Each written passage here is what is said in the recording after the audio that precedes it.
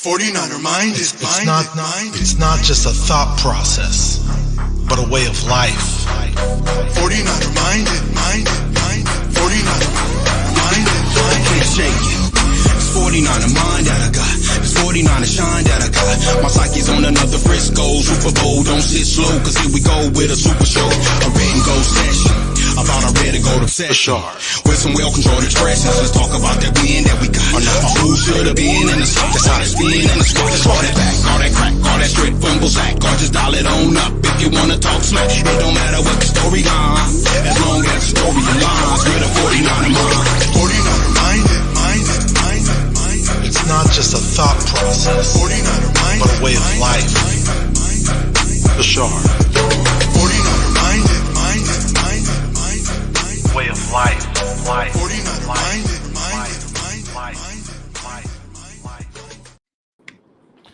What is up to another Friday edition of 49er Minded, where we get into the minds of 49er fans. Here with my awesome, amazing co-host, Raj from our SF 49ers Live. How you doing? I'm good. It's Friday. I'm tired, but I'm ready to rock and roll. Sunday's just around the corner, and that means 49ers football. I'm itching because they haven't played in a long time. Yes, sir. I was tired, but the moment that camera hit, once the lights come on, man, it's a different story. Let's see what's up to some people who've been patiently waiting to chat. We got Tej Beat. Says your Danielle Thompson's here. Says let's freaking go. 49ers throwback in the house. What's up, bro? Says happy Friday. Pablo's in the house. We got Damian Lee. Not the guy who used to play for the Warriors, but the real Damian Lee. Shane Cowdle's here. We got Julius Calloway. What's up, Julius? We got Blood Moon. Says, yo, let's go, faithful James Durnall in the UK. Appreciate you, bro. It's been a long 2 weeks coming. Christine Workman. So what's up, faithful? And Raj, California man, 4,000. Good evening, Raj. Good evening, faithful. Thank you, Christine. Appreciate you. Pablo says, can't wait for Sunday. Let's turn this team around, man. Turn around, baby. SF Flood 2542. Yeah, it's, you lose 3 games in a row. It does a lot to you, man. And I don't know what these players are thinking and what they're going through. And they had this bye week to think things over, man. We made a move. We got more people coming in. We got Victor Rosales. Yo, Aztec MC. What's up, bro? And we got Rashad, Akil 49, San Francisco 49ers, California Bay Area in the house. Yes, sir. Yeah, I mean, it's not easy to come off of a bye when you're losing 3 games, man. You don't want to make it 4. How's your week been going? Been watching any basketball lately or anything else other than the Niners? I mean, this week I watched a little basketball, not as much this week. This week, man, I just was working. I worked like 60 hours this week so far. So, yeah, 50. I got another shift tomorrow. So, yeah, I just honestly been working, staying up with the Niners. And that's about it, man. I'm excited for Sunday. Yes, sir. Yeah, I've been watching the Warriors. I know they won a game and then they lost to the Nuggets, and that was a tough one. People were mad about the questionable goaltending call that wasn't called, and things like that are going to happen when you play those little close games. And you kind of, when it's a Warriors game, the Warriors have to just have quite a big margin, in my opinion, to kind of win at the very, very end. They did a few times. They won a few buzzer beaters already this year, but you can't win them all. Yeah, Nuggets are good, and that's a good team. I saw that game this week. That was probably the only game I watched this week. Usually I've been trying to watch it a lot, but this week was crazy. But speaking of trying to, hit buzzer beaters or getting on track, that's the Niners, man. You hit the nail on the head, Bash, that coming off of the bye week, it's always like refreshing because you're like, okay, back to football, back to square roots, back to square one. Coming off of 3 losses, anytime, whether it's the bye, whether it's regular, not the bye, you just want to see this team win. I don't care how they do it. I want to see this team refocus. I mean, they were saying all the good stuff, right, in the media, like, oh, yeah, we got our heads on straight. We got to get – they're all saying the right things. Fred Warner's giving us all the right words. He's saying the right things. Brock Purdy, I'm focused. I had to take a deep breath, and everybody's excited. Chris McCaffrey, yeah, we got to win this game. We just hear a lot. I got to see these guys get on the field. I need to see them bounce back because losing 3 games, no matter what, is just frustrating. I was talking to you before we started, and I said last year at this point the Niners were 4-4, and they flipped the switch. That's what I think is about to happen. That's what I hope is going to happen. I hope and pray that the 49ers go on a Linsanity run right now. They need to. They absolutely have to. They're 5-3 right now. and they have a chance to really go on a run and make some headway. But it starts this Sunday, and this is not going to be an easy game against the Jacksonville Jaguars. Not at all. 100% agree with you. We got my cousin in the chat. He was watching the game I think it was my aunt at my aunt's house. So didn't expect that one. Funny name, the Flying Turtle. Never seen that name before. Yeah, it's tough, man. I mean, the disappointing thing is this team has so much talent. It's not like we're just this like up and coming team that you're gonna expect bumps and bruises along the way. We're a team with a lot of expectations. We always challenge to go to the NFC Championship game. Last year many people thought we should have went to the Super Bowl, but things didn't work out our way, and now it's like we didn't. And in that skid, and losing those games, we lost players too. And now we do have some players coming back, but are they going to be the same player? Are they going to be good enough to help bring us back up to where we need to be? I believe when Trent Williams is coming back, but then again, he was missing days in practice as well, so I don't know how effective he'll be either.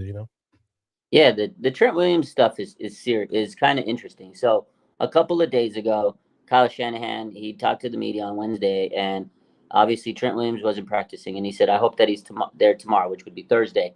And during that interview, Kyle Shanahan says, "Yeah, it's a little worse than we expected. The ankle injury is a little worse. They thought it was a low, but it's a little bit more serious. He had the bye week, and he's like, I really hope he's there in practice." He came to practice. We were all excited yesterday. I was like, okay, he's back in practice.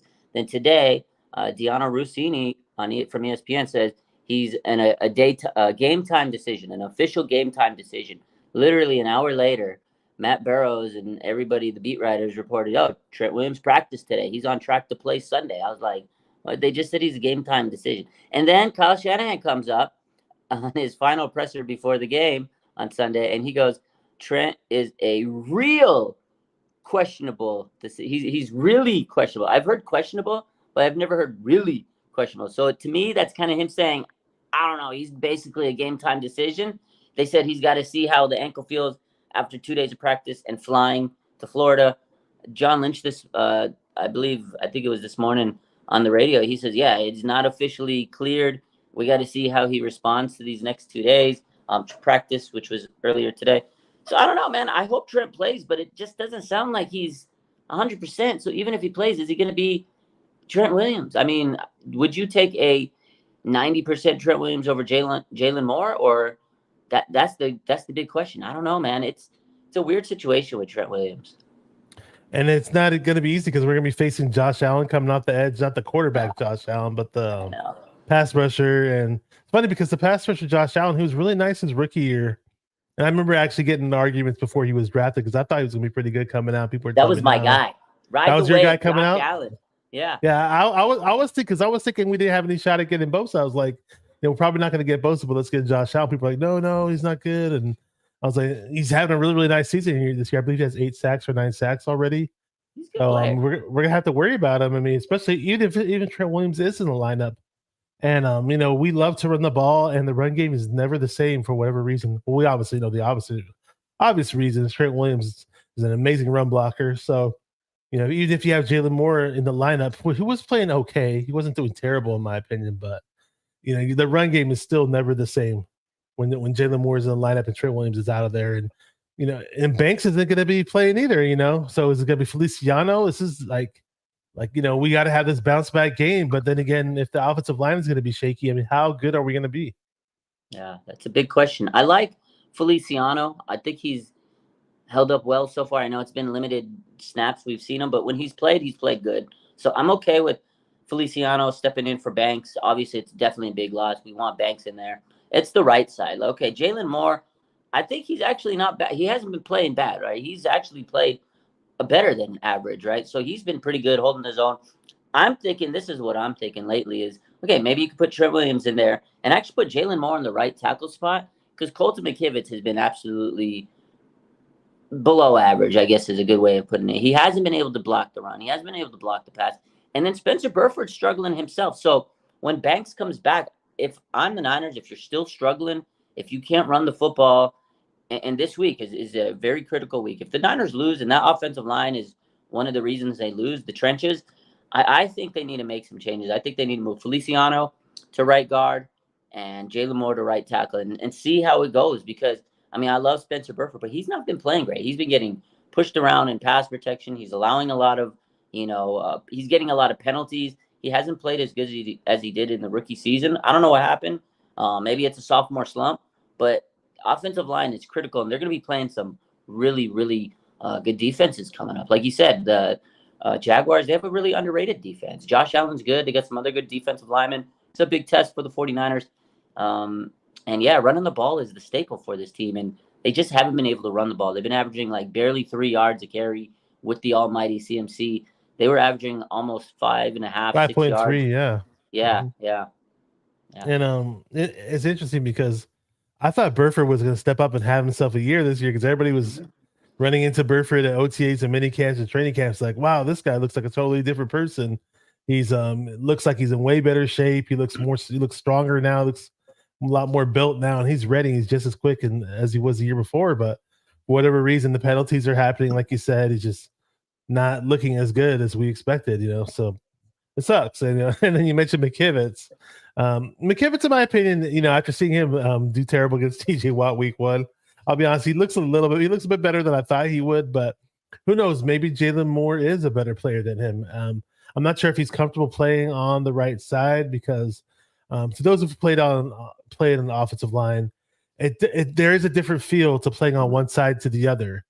Some people think it's plug and play. Like if you're really, really good at the left side, you'll be really, really good at the right side. But it does feel different when you're on the opposite side. So I don't know if he's comfortable being on that side or not. And who knows if he is better than McKivitz at that side, he should definitely be in there. The best players should be on the field at all times. So when somebody said something about a birthday in here, was it? Let's see who it was. Is it Rashad? Let's try to prop that up on the screen really, really quick. I lost it. I don't see. Oh, here he goes. It's Rashad was saying, here you go. He said, my birthday next Sunday. So, it's next Sunday. Okay, November 19th. I'm turning 37. He's going to celebrate his birthday all month, apparently. Well, hopefully we win. Birthday month, baby. Early Happy start for your birthday on Sunday, and then the following Sunday we'll get another one. How about that? Let's go. Let's get a dub. That'll be your birthday present. Let's get a pre-birthday dub and then a birthday dub next week. Happy early birthday. Yeah. There you go. Ted Beast was saying, as long as we make the playoffs, I don't care how it goes. Honestly, just get there. A lot of people think that we still have a pretty good shot at getting to the playoffs. So I haven't really stared too much at the standings or anything like that. It's a little early for that, but every win counts, of course. I mean, I'm not sure if I said this last time I was on with you, but I was there. I remember the 2011 season, the first season with Harbaugh, and I remember we beat the New York Giants the regular season, and then the New York Giants went on the freaking 6-game losing streak. Yeah. And they were a wild card team. And they ended up, we ended up suffering to them in the playoffs with that stupid Kyle Williams game. Another game I was at. I was at both New York Giants games that year. You went to the Kyle Williams game? I was at the Kyle Williams game. Yeah, boy. Yeah, so I mean that team won a Super Bowl, and they overcame all odds.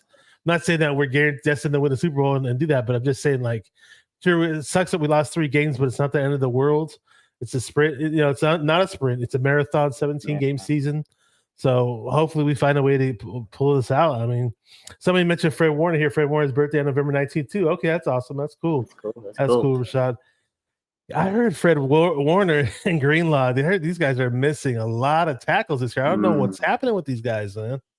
Yeah, so I want to talk about that. So before we get there, I do want to say, that Giants team won 9 games that year and made the wild card in Super Bowl. We all know the story. But the 49ers, I think they have a chance to still win the division, and that'll make the playoffs. Now, I don't know if they'll make the number 1 seed, and going off what Ted says is just get the playoffs, doesn't matter. I think it does matter. I think the Niners absolutely need to get home field. They need to get that number 1 seed. It's a different monster. When the 49ers have been traveling on the road, you got to go to the East Coast if they have to go to Philly for a playoff game in February, man, it's a whole different monster, and it's a lot easier when you're home in front of the faithful and, your home crowd, man. So I think it does matter. These games are big. I think the 49ers could go on a run. I think they can win the division still. You got 2 games against Seattle. You got the Rams and the Cardinals. You win those games, you basically win your division. That's the playoffs right there. Now, the rest of these games, can they figure out a way to kind of get themselves over the edge and catch up with the Eagles? Because the Eagles right now are 2 games up on the Niners is the way I look at it. They got a tough schedule. Maybe they'll lose some games and the 49ers can stick pace, but they got to win the division at the very least. So number 1 seed is not out of the question.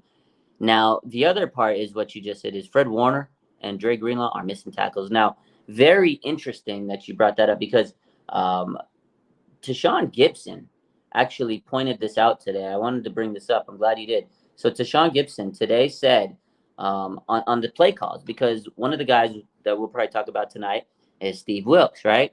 And, so Tashawn Gibson on Steve Wilks says, when you've got the best guys on the planet, you need them to make plays. He says, you're not going to put them in the right spot every time. It's our job to make a bad call look good. So you take 2 things out of there that, yeah, sometimes the players, they're not always in the right spot, but they got to make the play. They're the best players in the planet. And then the second part, he says it's our job to make a bad call look good. So if Steve Wilks is out there making horrible calls and putting them in bad positions, doesn't matter. They still got to go make plays. But low key, I think he took a shot at Steve Wilks. So I don't know. When he said bad calls. Yeah, he low key did. I don't know if he meant it that way. It's bad enough that Shanahan took a shot at him. It's in that press conference. So and we, and then just the move alone of just throwing him out of the booth and just throwing him onto the field says a whole lot too. It's like they're almost like making him out to be the whole scapegoat. Scapegoat, yeah. Do you think it's the players? Do you think the players are just missing tackles, like you said? Are they not performing, or is Steve Wilks and his scheme to blame for the 49ers defensive woes? What is your take on it? I mean, like the last game I noticed, I was like, why are Dre Greenlaw and Fred Warner, who I think arguably are the 2 best linebackers in the league, easily, both of them are easily top 5. Yeah. And it's like, why? I don't know. I wasn't sure what to think. I felt like are these schemes like so bad that everybody's just completely out of position on every play? It just seemed weird. I didn't know what to think. I was kind of blaming it on Wilkes when I saw last game, but if throughout the season that those 2 guys, especially those 2 guys, are having their worst season in terms of missing tackles, that does say a whole lot. I mean, they need to. Their linebacker coach needs to get on them and just teach them how to tackle. I don't know, man. I don't know why they're so bad at what they're doing, and I didn't really notice it until this last game between those guys. For the majority, at least in the first 5 games, Warner and Greenlaw were amazing to me. Warner was really good. I did notice he missed a few plays here and there, but Greenlaw, I have noticed he's been missing tackles a lot. Him and Hufanga has missed a lot too. Isaiah Oliver, we've seen him miss a lot. But Hufanga and Greenlaw stuck out to me. And one thing, actually, I found out today, Eric Branch, he tweeted out a story. So Dre Greenlaw last week, he played with the cortisone shots. Like, he was actually not 100%. I think that might have led to him missing some tackles. So maybe these guys are trying to play through injuries. But that's exactly the issue that Dre Greenlaw had last week. So maybe that led to him missing tackles. Like, I don't think he was 100%. Let me pull up the tweet again. Eric Branch wrote a story about this, and let me pull up. Dre Greenlaw thought pain-killing shots in his ankle and shoulder would help him perform in an agonizing loss to the Bengals. He says, I'm always going to do whatever I can to do to help the team, but I definitely didn't help the team. So I think that's part of it. He was trying to play through pain. He had painkillers last week that he was trying to take, or pain-killing shots. And I think that might have led to him playing poorly. So I don't know if you heard about that or saw that, but that could be a reason. I mean, Dre Greenlaw has been battling injuries this season, so that could be a big factor. What do you think about that? Yeah, I mean, if that's the case, that could have an effect on the player. I had no idea about that. Maybe that was the reason. I mean, and Greenlaw in general, I mean, I love watching Greenlaw, but there are times where he's pretty reckless out there too. It's almost like he's trying too hard sometimes, where plays on like the players going out of bounds, and here he comes, and he doesn't just slow down and control himself. So I love the fact that he's crazy and wild out there, but sometimes it's almost like he needs to channel it and slow it down a little bit too. Somebody in the chat was agreeing with you. They said Hufanga looks like he's out of position a lot. Hopefully he fixes that, because I love Hufanga. I mean, he has an itch to make big plays, and it's been a while since he's made one. So hopefully we see the old Hufanga back. He was really, really nice last year. Yeah, I agree. To watch. He was a playmaker last year. Those first 8 games was amazing. Every week, pick 6, pick interception, big play, fumble, big hit. He's had a few plays here and there, but absolutely I agree with the comment. He's just been out of position. That's a good way of putting it. And I feel like Dre Greenlaw has too, but I think Dre definitely been playing through some injuries, and that's limited him a little bit. But one of the other things is, just like you said, is I feel like these guys are trying a little too. I think it's not just those guys that we mentioned, but a lot of players. I think they're playing hero ball, and that might be why they're losing games. I think they're pressing too hard. They're overworking. I think they're overstressing. And we know how good this team is. We know how physical they are. Like you said, Dre Greenlaw is one of those physical players. Sometimes I think it's a little overly aggressive. I think everybody is playing like with their heels dug in because they want to win a Super Bowl. They know the pressure's there. They know, oh, we've started 5-0. We got to keep showing we're the best. You lose a game, the next week you're going to try harder to not make the same mistakes, and you're still going to make it. So you're in your head mentally. I feel like a lot of it is just this team's playing hero ball. Like Brock Purdy, a lot of his issues the last couple of weeks is he's playing hero ball. He's trying to do too much. You know, he didn't have Trent Williams. He didn't have CMC at one point. He didn't have Debo. And I think he was trying to put the team on his back. And I feel those issues are catching up with the team. And those are the reasons I think this team has lost games. Obviously, they're making mistakes. So when you're pressing too hard, you're going to make some mistakes. You know, you press too hard with the crayon, what happens? It breaks. And that's exactly what's happened with the 49ers, man. They're pressing too hard. So I think if they get back to basics, refocus, like Brock said, take a deep breath and get back to basics, I think this team can get back to where they need to be. But we talked about the injuries. Maybe Trent's going to play. We don't know. Aaron Banks is out. Debo's back. That's huge. I think that's a huge shot of adrenaline for this offense. He's a tone setter. The other injury to keep an eye on, though, this one might be a little concerning. So Javon Hargrave, he got his knee got inflamed at practice, and now he's questionable. I think he will play. I don't know if he's going to be 100%. So he's going to be playing through some, bumps and bruises with the knee.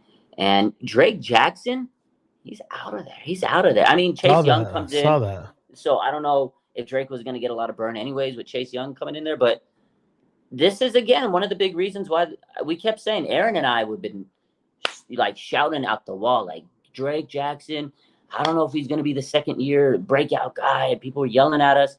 And I said, go get another edge rusher. They did, which is good. Drake Jackson's a second-year player. Last year, he had to sit on the bench because Kyle didn't think he was strong enough. Now he's missing games. He's just not looking like that second-round breakout guy we thought was going to be. He had a great game against Pittsburgh, but it was all cleanup sacks. Now he's not playing this week. I don't know, man. Drake's second year is not going well. Yeah, Aaron and I from 49ers First Takes always do this little joke where we're like, I'm sorry, Drake Jackson. I can't do the ooh part. I can. Yeah. Oh, man. You know, I wanted Drake Jackson to really, really be nice this year and do well. And they were saying that he's been working hard in the weight room and he's built some muscle, built up his upper body, but for whatever strange reason, it's not translating on the field. And even when they were saying that, expect to see improvements out of him this year and he's going to be their guy, Aaron, you, and I was all thinking in the back of my head, I'd love to pick up another pass rusher. The old saying, when you watch the NFL draft is as an NFL coach or GM or DC, you can never have enough pass rushers. I love that theory. Love stacking on the pass rushers. And if I'm picking the first pick in the draft, and if it's a generational pass rusher or a generational corner, I'm going with pass rusher over cornerback. That's just my philosophy. I just want to shout out some things in the chat really quick. This is a dual stream that we have going on, so make sure to like and subscribe both channels. That's the 49er Minded channel right there, which is my channel. Our SF 49ers Live. If you're not subscribed to either channel, subscribe to both. Hit the like button on both. Support both channels. If you can open up multiple tabs, go ahead. Feel free to unmute one of them, and we'd appreciate the view on all of them. That would mean a lot to us. We have the guy who did the 49er Minded theme song is in the chat by the name of 49er Dude. He's up in here. He says, bang, bang, tap it in. What's up, fellas? Good to see you, bro. Great to have you. We have 49er Jeff here. So what's up, fellas?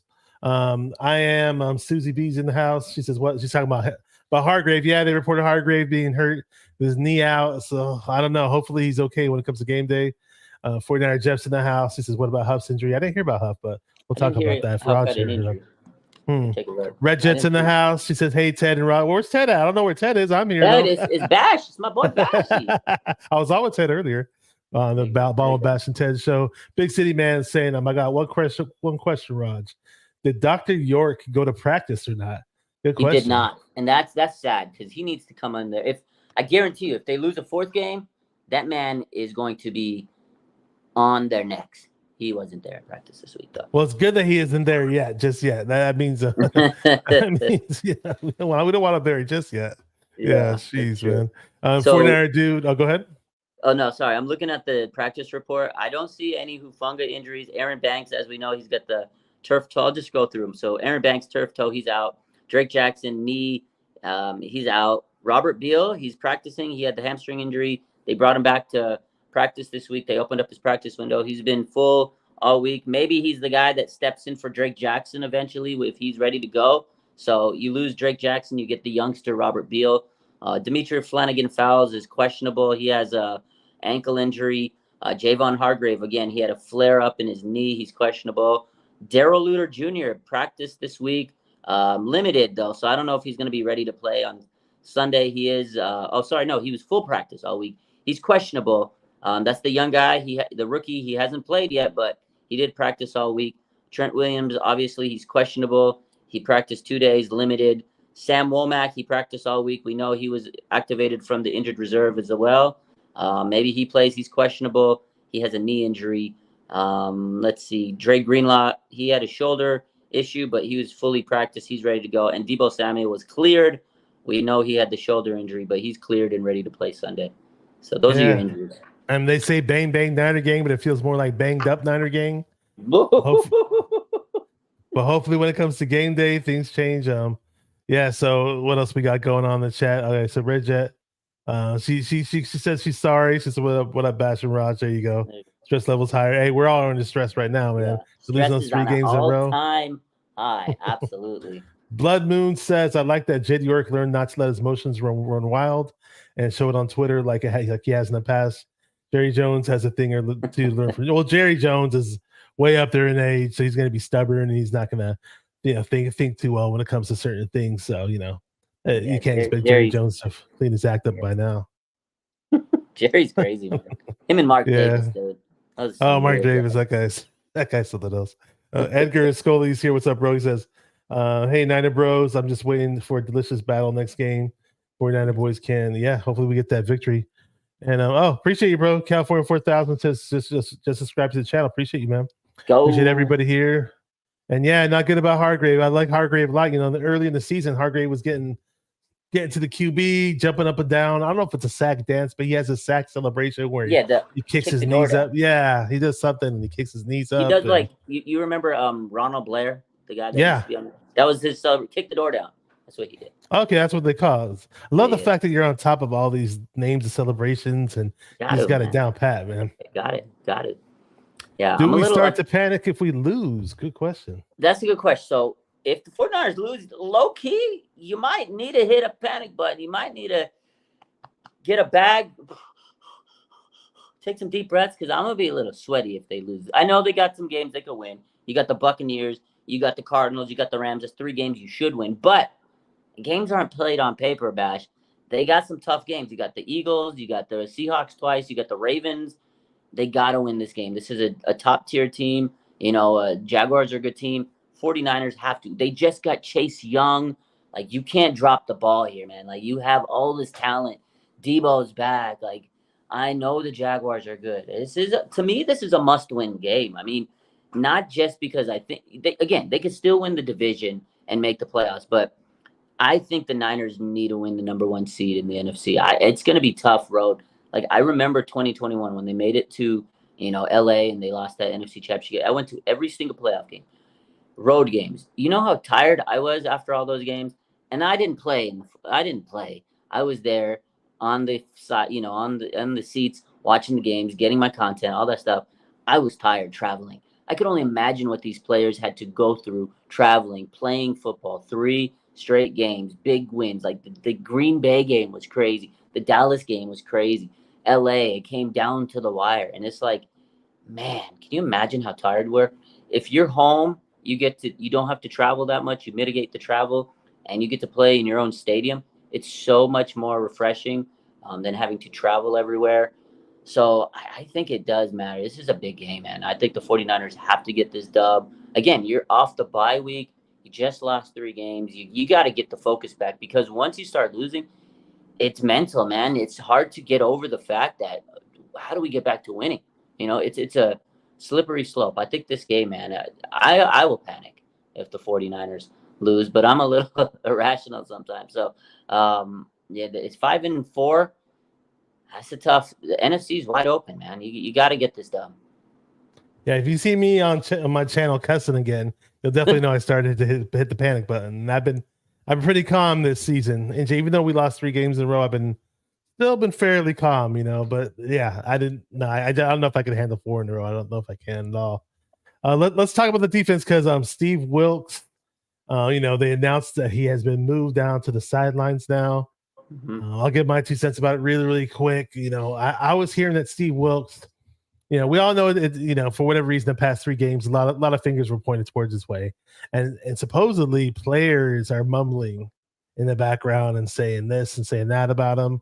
Nothing confirmed, but just it's allegedly happening out there. And at the end of the day, all the fingers are getting pointed towards him, even though the offense is been to blame too. 17 points for 3 straight games isn't necessarily going to cut it either. But Steve Wilks is on the sidelines now, and maybe it's a positive because I heard during training camp, this is what I was hearing from the training camp reports that I watched on YouTube and all over the place, and I read that I heard Steve Wilks, when he was on the field with the players in training camp, that he was verbally coaching with the players and the DBs, and he was very active on the field coaching in real time, and more so than Shanahan was actually in camp. And so maybe he brings that to the sidelines now, and he gets to see these players and their body language and what they're thinking and what they're feeling. And I don't know, maybe it's a positive switch for this team. Some people think it's not going to matter at all. It's not going to make any difference. And I don't know. I like to look at things in a more positive light, so to speak. How do you look at it? Yeah, so I see this in a couple of ways. And first and foremost, yeah, I was at training camp and I posted a couple of videos. Like I was very observant of Steve Wilks. He was coaching. I remember I posted the video, it went pretty big. Like he was on the side. You had Diamond Lenore here, you had Mooney Ward, and you see Steve Wilks teaching them. I'm like, okay, I like the vibe. I like what I see, right? And then the season started, and he started seeing the rumblings. Oh, Steve Wilks might not be the guy. And then he was making the adjustments. And then as the season kind of has unraveled, just hasn't been making the adjustments. And maybe he's not communicating right. And that's what Kyle said. He goes, he wants him down there to communicate. Saw a couple other players' interviews, and like Dre Greenlaw, he goes, yeah, we're used to that communication on the field. Maybe it'll help us. Like, some people say it doesn't matter because if you're sorry in the booth, are you magically going to turn into a great coach like, Harry Potter's spell put on you and all of a sudden, Wingardium Leviosa, you're a good coach? Like, I don't know. But then the more I think about it is, yeah, maybe he needs to be up front and these guys will respond to him more because, yeah, you can send a call in, but it's a little different when you're in their face. And if you need to make a attitude adjustment on someone and look at somebody in the eyes like, yo, man, what are you doing? Stop fucking around. And then the player will kind of be held accountable. Like, I think that's what it is you can get in the face, communicate more, hold people accountable. Also, I think the big reason is Kyle needs to be able to hold Steve Wilks accountable. So he could come there on the sidelines, look at him in his face and say, what the hell are you doing? He can't do it when he's in the booth. He can't yell at him in the booth. I mean, he could yell on the microphone or the speakerphone, but when you can look the man right in the eyes, when you can look the man in his face and say, figure it out, Steve, or Steve can look at him and say, yo, your offense is selling.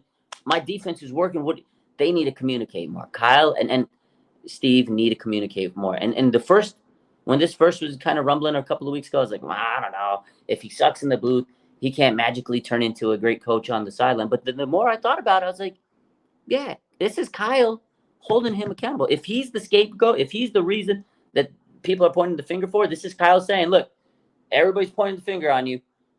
You can't hide. Get your ass on the field. Go touch grass. You cannot hide. Figure it out. That's Kyle Shanahan basically put him in the doghouse. That's the way I see it. Exactly. And the whole thing about what schemes he's running, and a lot of people were complaining like, oh, we're doing things completely different from what D'Amico Ryans was doing. We're doing things completely different from Robert Saleh was doing.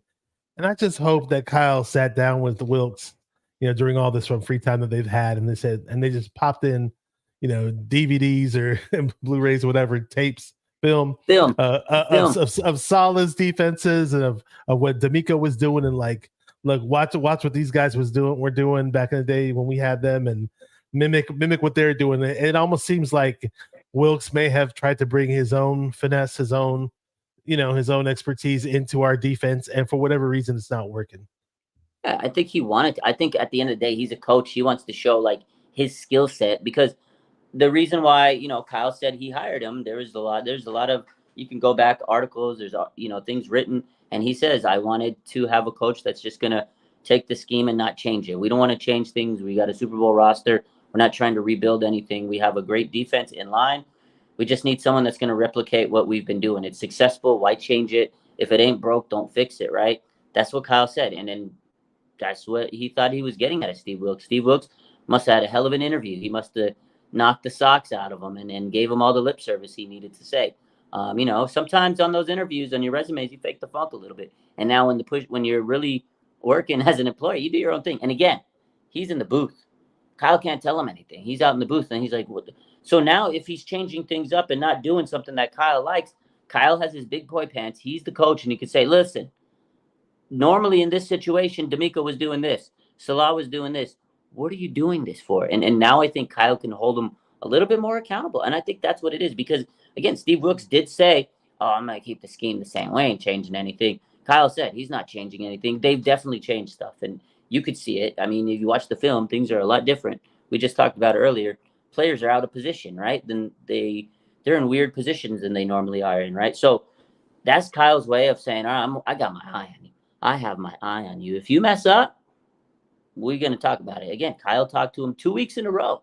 2 weeks in a row. That's crazy, and they did it in Pittsburgh. They put Matt Canada down, made a big change for them. So sometimes you just need to make that switch and nip it in the butt. And maybe this is the midseason move that puts the 49ers back where they need to be. This could be the turning point, Bash. Like we might look back and say, wow, can you remember when Kyle told him to get on the field and look how great this defense is playing? This could be the turning point. It absolutely can.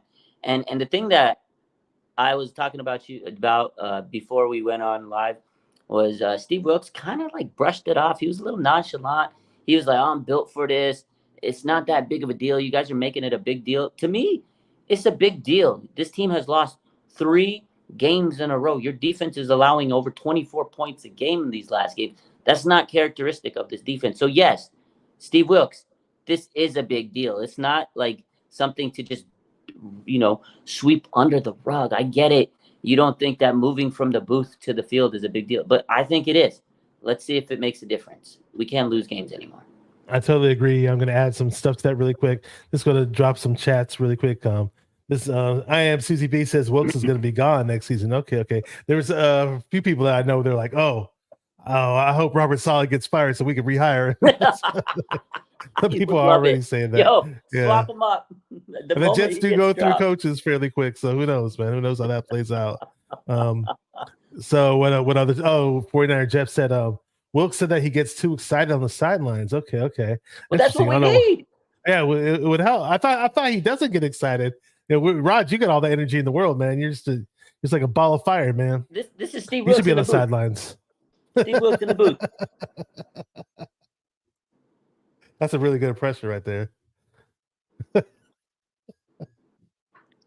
Steve You're cracking me up, Raj.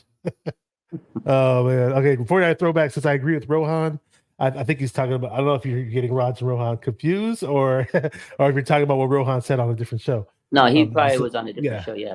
I agree with Rohan. I don't think it solves issues on this defense with Wilks being on the sidelines. Yeah, we'll find out. Who knows? It could be the move. It could be that move that you're talking about that switches up everything. And some people were asking about score predictions. We'll definitely drop those at the very end. I do see those in the chat, and I'm going to pop up everybody's score prediction on the screen as well. We'll definitely acknowledge you guys. Channel 49 is in the house. What's up, bro? He says, imagine Steve Wilks hype on the sidelines like Salah and D'Amico were. You never know, man. He may.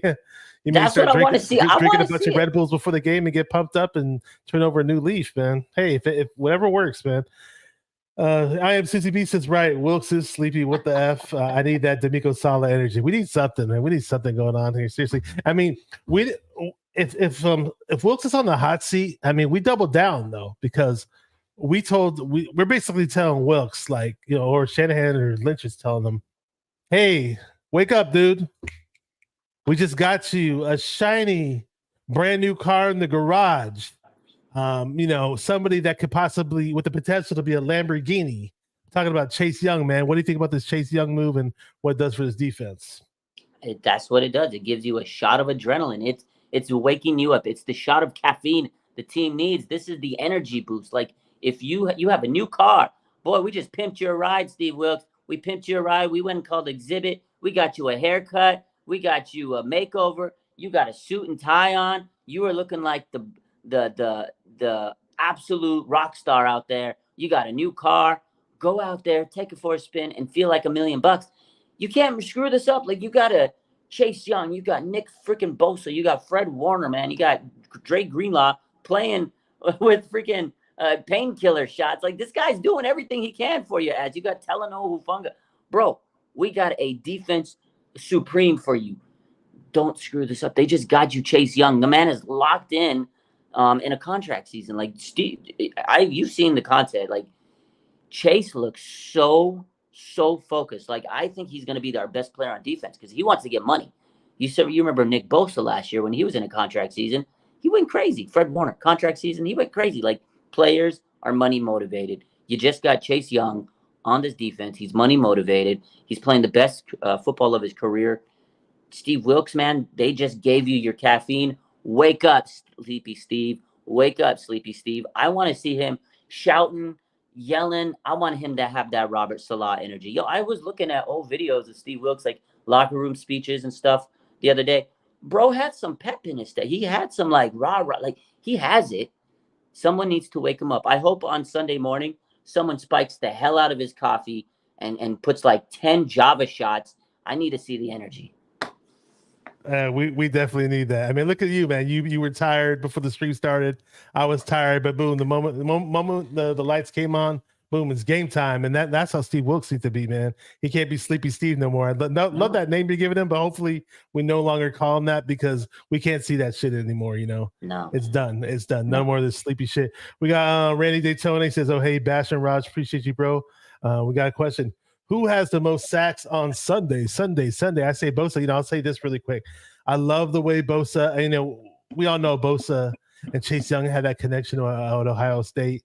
And I love it because, you know, Bosa right away is like, look, I'm staying home for this bye week. I'm staying here in Santa Clara, and I'm going to teach you our defense. I'm going to teach you some of my secret moves, and I'm going to get you pepped and ready for this upcoming game, you know. And Chase Young told the media right away, was telling everybody how excited, how much he how enamored he was with the locker room and how the culture of the team was just so different, you know. So it's just a breath of fresh air for him. Hopefully, you know, he's already having a good season, obviously, 5 sacks. Some people are like, well, those 5 sacks don't matter because he didn't do them with the 49ers, or I don't care if he's number 5 in pressures in the NFL because he didn't do that with the 49ers. Like, I think he's going to get stuff done with the Niners, and he's going to make this defense a lot better. And he may save Wilkes' job for all we know. He's money motivated, Bash. That's it. There you go. And who has the most sacks on Sunday? I say Bosa. He says Bosa. What do you think? You know what? I think Chase Young's coming in. I'm telling you, he's money motivated. I think Bosa gets a sack. He's so happy. Like, they're just inseparable. You see every photo, every video. They're like hand in hand together. Bro, they're like, they're so happy to be on the same team together. Bosa's like a kid in a candy store. I think he'll get a sack. I think he's going to have a good game. But I think Chase Young's coming in, and he's going to be a difference maker, and everybody's going to be like, oh, my God. I think Nick Bosa is going to have a good game. But if I had to pick someone who's going to lead this team in sacks this week, it's Chase Young. He's getting 2 sacks this weekend. Book it, man. He is going to lead the 49ers on sacks. He's going to have like 6 pressure. I'm telling you, man, like, he is so focused right now. And I know he's learning the defense. Bro, he's so athletic. He's going to run. Again, what did he say this week? He said, we are going to run to the quarterback like we were in college, and it's a race to the quarterback.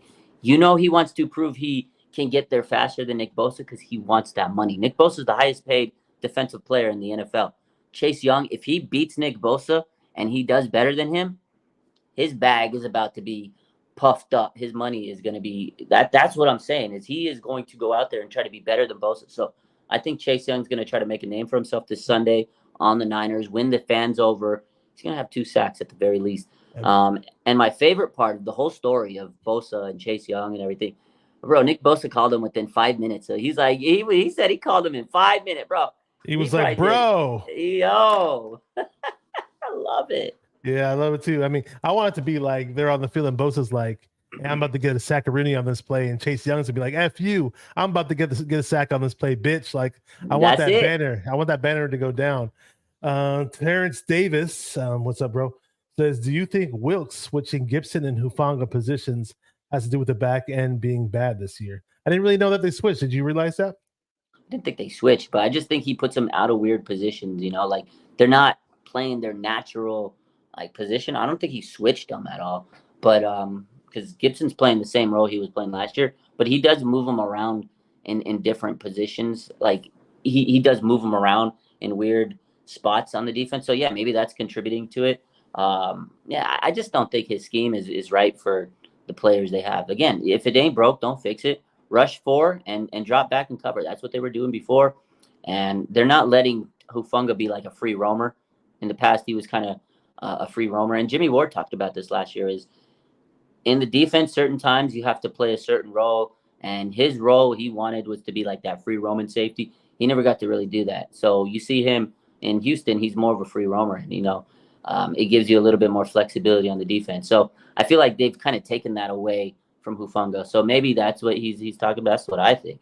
But I don't think they absolutely switched the positions because they're still technically the same roles that they had last year, but they are in different spots on the defense overall. Very true. Channel 49 says, I'm calling a pick or sack for Hufanga. He's due for some big play action. I'd like to see, as far as the pass rush goes, I'd love to see a NASCAR package of, Randy Gregory out there, Chase Young out there, Hargrave and Bosa. I think that'd be sick. You can maybe you'll run some packages with Bosa and Young on the same side. You have a lot of creative things that you could do. Whether Wilkes is creative about it is remains to be seen. But we'll see what goes on. We got Claymore Custom says, for sure, if the defense doesn't perform well this Sunday, that we're in trouble. I feel the offense will do their thing if the defense shuts them down. Yeah, it's very interesting to see what's going to happen. Dub Club 30, you must be a Warriors fan with that number 30. Shout out to the Warriors, Dub Nation. I'm definitely hyped to see what Chase Young is going to do. Me too, man. I'm super hyped. I've always wanted him to be on the Warriors. Shout out to my boy Joey Mahoney, man. When Chase Young was coming out, he was crazy about Chase Young. He was hoping that we'd get him, but we had no shot to get him way back when he was a number 2 overall pick. But hey, he's on the Niners now. He's reunited with Bosa. It's gonna be a lot of fun. Showboat 278 says players are not buying into Wilkes' scheme. That's gonna have to change somewhere or another. Everybody has to be on the same page. You can't have this, we're gonna do this way, and the coach says do it that way. And otherwise it's just a recipe for disaster. I don't care who the DC is. Yeah, absolutely. You got to buy in. You got to be on the same page. I feel like maybe. I feel like there are some players that that aren't on the same page, but they got to put that in the past. They got to come out second half. You got 8 regular season games left. Whatever happened in the first half, look past it. Let's build and start Sunday and get those dubs. Sunday. I just love saying that. Every time somebody says Sunday, I'm so addicted to saying that. Randy Daytona says, is Deion Sanders still a coach? Never hear from him anymore. Funny how quick people lose interest when you're not perfect. Hey, man, he's building the program. They're doing already better than they were last year in Colorado. But they had all those rappers showing up to the games, and all the bright stars and lights, But I still think they're a fun team to watch. Though they're interesting, and then Shedeur Sanders is going to be, man, he's going to be something in the NFL. I think that's a nice quarterback right there. And the other guy, Travis Hunter, I like that guy. Travis Hunter is nice too. Yep. And there's a safety, the one of the other sons, Deion Sanders' other sons, the safety. I forgot his name. Yeah, he's good too. I mean, they don't have they got some good players, but they don't have a great defense. They still are a ways away from being a competitive top tier team in college. But they're fun. Yeah, they've definitely changed the culture there. I think eventually he can make that a winning team. But yeah, they're ways away. It takes time to build a good college program. Yeah, I know somebody mentioned Danny Gray in the chat earlier. I forgot who left the comment. But is there any word of Danny Gray health-wise, any improvements? I know he's been on injured reserve for way longer than expected. I think initially they were saying it was only going to be 4 weeks. So the comments here actually from SF Flood 2542. Why haven't we heard anything about Danny Gray? I feel like his speed can create more space in passing lanes. Some people think he's a one-trick pony. I was hearing some things that supposedly he fixed a few things and worked on his game a bit and step things up. But at the end of the day, we're not seeing him. He hasn't been activated. And I don't know if you heard anything about that, Raj, with Danny Gray.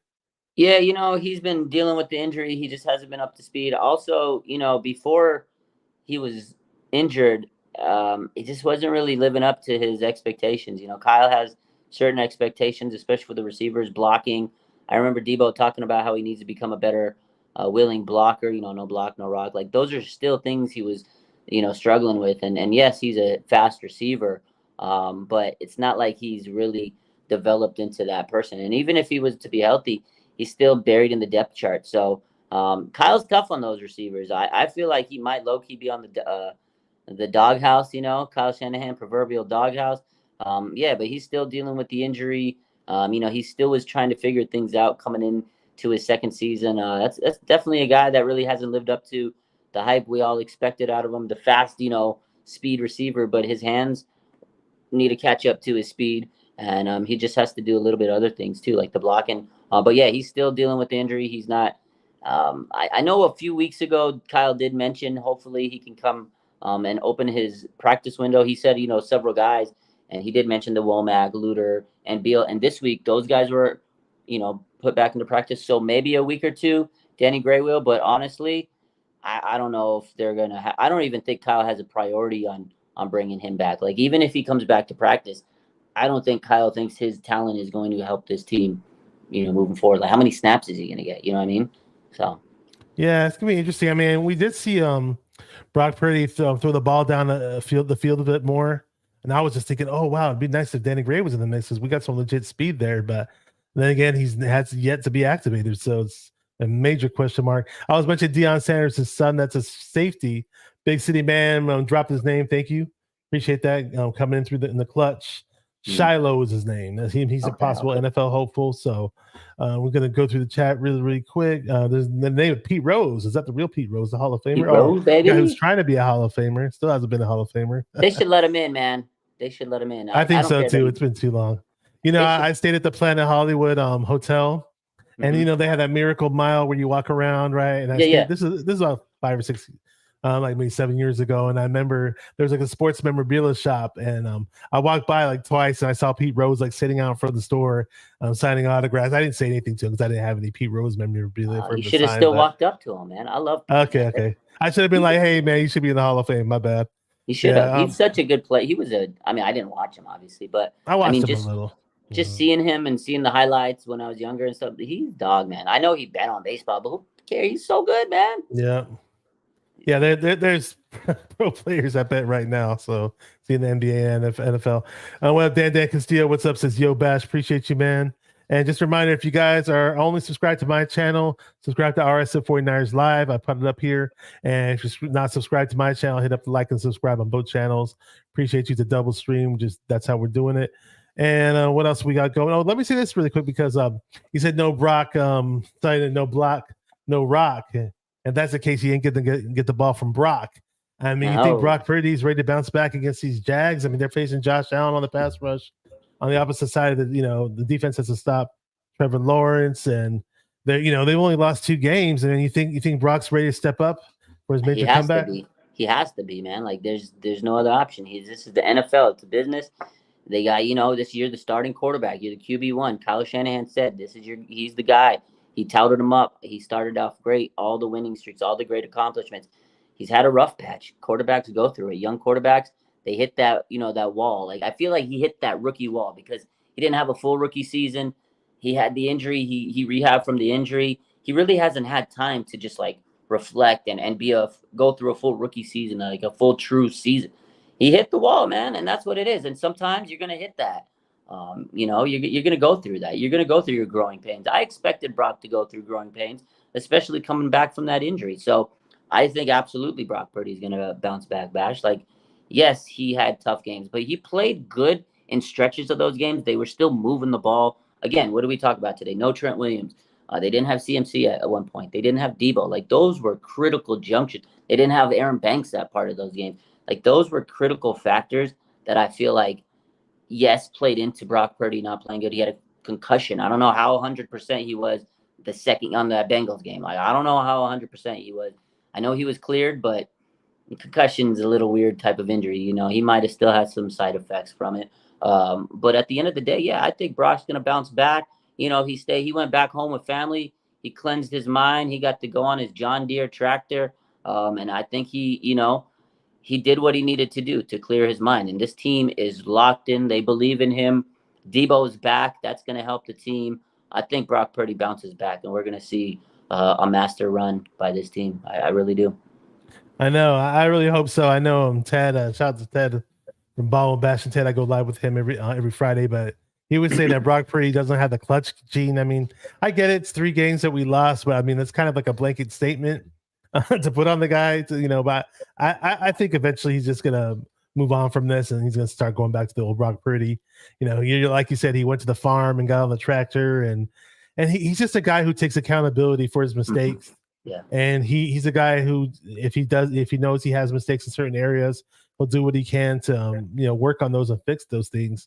And even in the last game, I know we lost, but I mean, there were a few drives that we didn't piece them together and get touchdowns, but he made some really, really nice, difficult throws down the field. And I still see the confidence in this guy. I haven't seen him where he just folds and just, I hate to bring the guy up, but our last quarterback, he'd just walk right into sacks and he'd fold, but just getting sacked left and right. And even though that they may not have had Trent Williams out there, this guy was still very aware of what was going on in the pocket. He was avoiding sacks. He was running downfield, getting first downs. He was still fighting for the team. Until he has games where he makes me nervous and I'm just uptight watching him and I'm just cussing every time I see him out there, then I'm going to lose my hope of faith in him. But so far, I still see I still have a lot of confidence in him because I see that he has the confidence within himself. And, he may not have the strongest arm out there, but I'm starting to see a little bit of a Drew Brees in him. I really am. So that's why I was hoping to see Danny Gray in the mix on the field, man. Let's try to stretch the field out a little bit. I mean, but, it's just, now that Debo's coming back, it's cool. He didn't have Debo he barely had Debo in that Cleveland game. Debo's a major spark plug for this offense. He's a catalyst. He's not the most polished route runner. He's just not your typical receiver. He's just not. He's just completely his own type of player, but he does great things for his team. Yeah, he's the unicorn. He's the tone setter. He's the guy that the motion, all the extra stuff that they do, he's the reason it works. He's a guy. He's a unicorn. You can't, 101, right? They call him. He's the wide back. Nobody can do it like him. He plays so physical, wide receiver screens, the little slant and goes, the little plays he does gets you 5-6 yards here. That's a big difference. As you move the ball down the field. And you're right. Brock has been doing, even though he's made some mistakes, there's been some plays where I'm like, oh man, that's a high level play. Escaping out of the pocket. Like there was a couple scramble runs he had in that last game that I was like, wow, what a play by Brock. What a play to Brandon Ayuk, like dimed to George Kittle. Like he's still throwing those tight window passes. But yeah, in the fourth quarter, like your boy Ted said, he doesn't have the clutch gene. And right now he's absolutely right, Bash. Like he doesn't right now. Those are the losses that he needs to be able to win. Like to come back from behind. If you're not playing with the lead, it's a different story in the NFL. And, and to Ted's, argument, he's right. Because let's say it's the playoffs, you're going to be down maybe in the fourth quarter. You might be down a couple points. Like, do you have the dog in you to bring your team back? And that's what Brock has to learn. He's been so great with the lead. He's been so great with all these weapons and being able to get the team, ripping down the field and scoring a lot of points when they're fully healthy. But what happens when you lose Trent Williams, when you lose Debo Samuel, when you're down in the fourth quarter because your defense isn't holding? Because sometimes the defense isn't going to hold every day, even if they're playing at their peak. Sometimes, they make some big play. The other team makes some big plays. You're playing against some really good, play. They're NFL players too. So Brock does have to learn how to be that elite fourth quarter dog. And he's been a dog, but I think, also there's been film on him. Teams have studied him, and that's what's going to happen to a young quarterback. He needs to learn and evolve and now put different type of film out there. Now he needs to show like, okay, you make the adjustments to me, I'm going to make the adjustments to you. That's where Brock is at this point in his young career. Just got to make those adjustments. Yeah, I'm with you on that. I mean, now statistically, they threw up his fourth quarter stats, and his fourth quarter stats were nowhere nearly as good as his third quarter stats. So he's got to play more of a complete game. I totally do get that part where just 4 quarters of football will definitely help in his regard. And we got a good comment here. Reggie Shell was talking about Brock Purdy. She said, "I'm glad Purdy has gone through this hopes that it's now in the rearview mirror and we can enjoy watching instead of holding our breath for every snap." That'd be good. Yeah. We got some good questions in the chat, and let me just address those questions really, really quick. Somebody said something about CJ Stroud. Here we go. Where is it? Oh, Susan D says he's still BCB. Okay, we heard that. Lately, he wasn't BCB. It might have been LCB. I think you'd have a good response for that. Red, yeah, man. no, that was a good comment. I'm glad that he's taking the lumps because he can learn. He's going to really learn from this. This is adversity he needs to go through. I'd rather him take the lumps now than in the playoffs. There you go. A Boogie says, is CJ Stroud a better quarterback than Purdy? He had that one pretty phenomenal game, man. That was really nice. But D'Amico's got himself a nice quarterback, don't you think? Oh, he's the best young quarterback in the league. Like CJ Stroud is him. I mean, come on, what rookie is throwing 5 touchdowns? Like, rookies struggle. Like, Bryce Young is a rookie quarterback. He is playing awful. That's what you expect out of a rookie quarterback. I don't think I've seen a rookie play like CJ Stroud, man. Yo, shout out to that young man. D'Amico Ryans has himself a franchise quarterback. When they put a team around him, he's going to be dominating that division. Like, yo, CJ Stroud, yeah, he's better than Brock Purdy. It's not even a hate. I love Brock Purdy, but I would take CJ Stroud over Brock Purdy any day of the week. Come on. He's a dog. He's a dog, yeah. Yeah, we don't really have the choice right now, though. You know, we got a quarterback. But hey, shout out to CJ because there's that whole stigma with Ohio State quarterbacks. And even more so with the whole Justin Fields debacle. So hopefully, shout out to CJ Stroud, man. I think he'll have himself a nice career. He looks pretty good. And shout out to D'Amico. I love D'Amico Ryans. We all do. Ethan Collins says, no more humble Brock villain to redemption. There you go. We got some more comments in here. Let's see. We got what's James Jernal's son. He's always saying something interesting. Really quick. Can we get down to the score predictions really quick? And before we knock this out, let's get to it. Yeah, let's get to it. So score predictions. Go ahead. So I got 27, 17. I know it's a bit, 10-point gap, a bit bigger than the spread, but I just have a feeling, this Niner team comes out pumped up. The defense is going to show improve, and get back closer to what they used to be, and we're going to start putting up points on the board, man. I hope so. That's a good 10-point win would be nice. I just want to see them win. I don't care if it's 10 points. It's going to be a tough game, Bash. They got Trevor Lawrence, young quarterback, one of the better young quarterbacks. He's probably the best quarterback of that draft class. Trey Lance, Zach Wilson, all the other guys. Trevor Lawrence is the guy. He's number 1 pick, though. I don't think he's lived up to the number 1 hype, but he's been pretty good. They got a good offense. They got good tight end. They got Travis Etienne. The guy's an all-purpose machine, just like CMC. They got Christian Kirk. They got Calvin Ridley. They have some weapons. We talked about their defense, Josh Allen, and a couple other young players. They have a very, very good coach, Doug Peterson. It's a chess match. Doug Peterson, Kyle Shanahan. It's going to be a dog match. Like, it's going to be a chess match, man. Trevor, you got to get pressure on him. Any young quarterback, any quarterback, you put pressure on them, they fold. 49ers, the last time they played him, he was a rookie. They got to him. Nick Bosa ate him up, 2 sacks. And that was it. The Niners really won because they were able to get to him. But that was 3 years ago when he was a rookie. He's a little bit better than that. And he had a different coach. He had Urban Meyer, who was shit as a coach in the NFL. So Doug Peterson's a little bit better. He has a lot better weapons. This is going to be an absolute battle. Early game.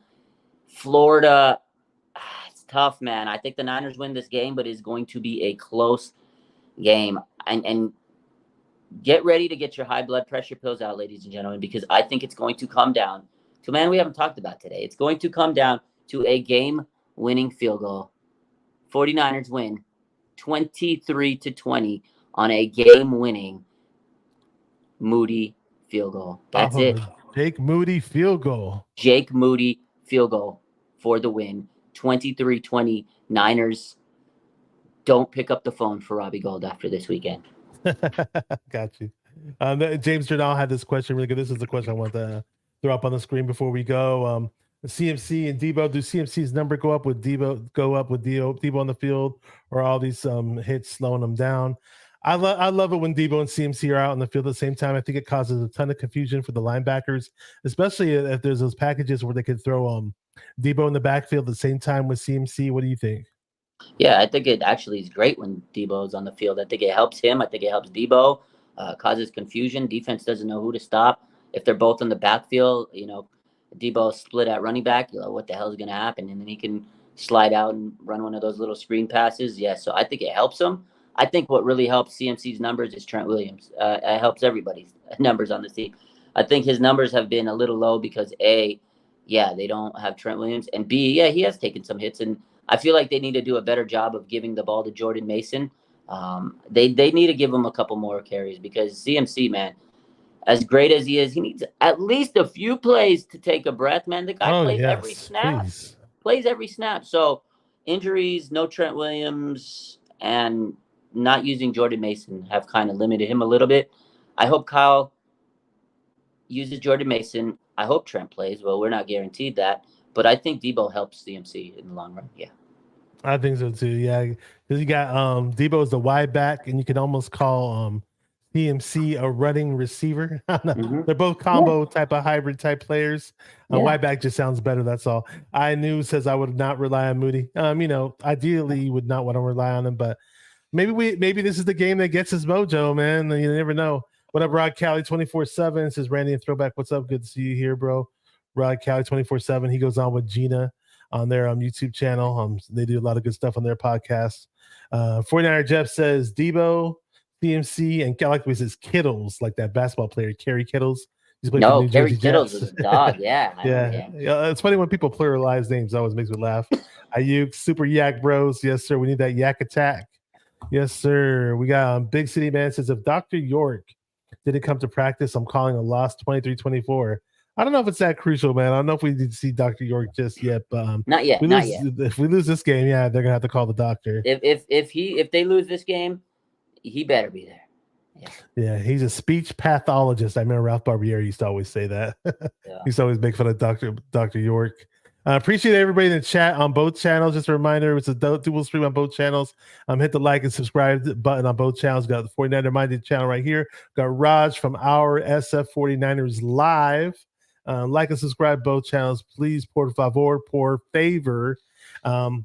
Hopefully we come out of this game with the W. It'd be great. I'm not really a big fan of waking up a little early for the Sunday games. But it is what it is. And I don't know what day the team got into Jacksonville. I was kind of hoping they'd get into town a little early to get used to the time. They did today. That's kind of late, man. I wish they would have done it sooner.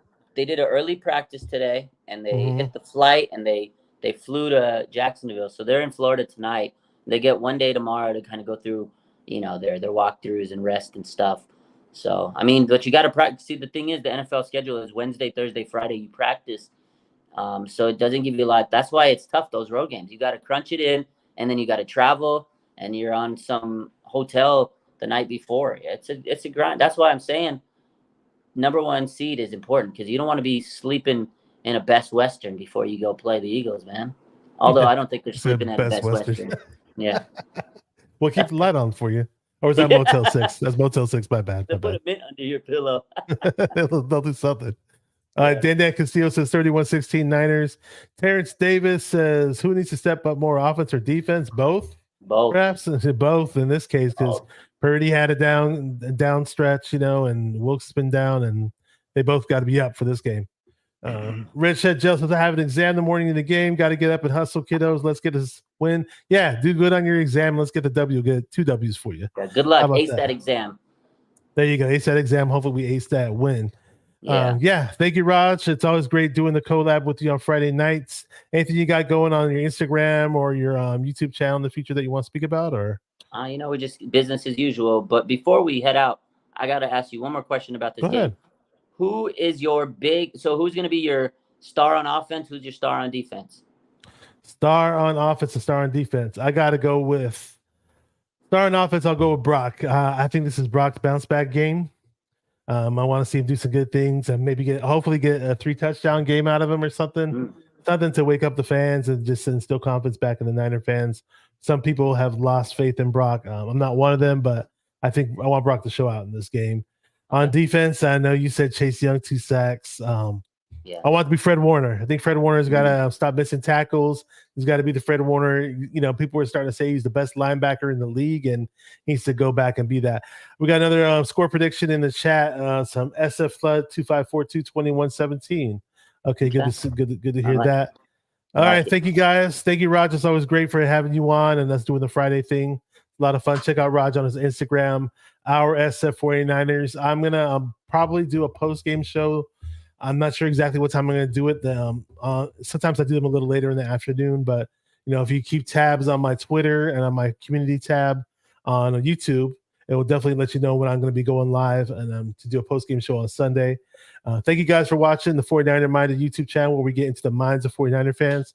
So keep repping those 49ers and stay 49er minded. Peace. Bang, bang, Niner gang. Let's get that Bang, W in bang, Jacksonville. Niner gang. Let's go, baby.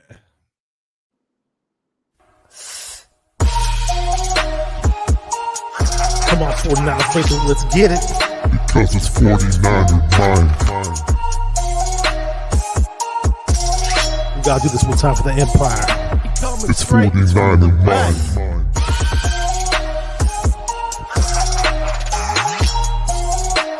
It's 49er mind.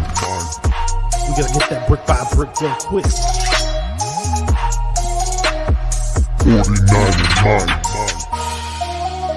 Yeah, yo, we can't listen to them haters, man. 49er mind. We from the Bay. 49er mind. We them San Francisco 49ers. 49er mind. We got that red and gold blood inside us. 49er mind.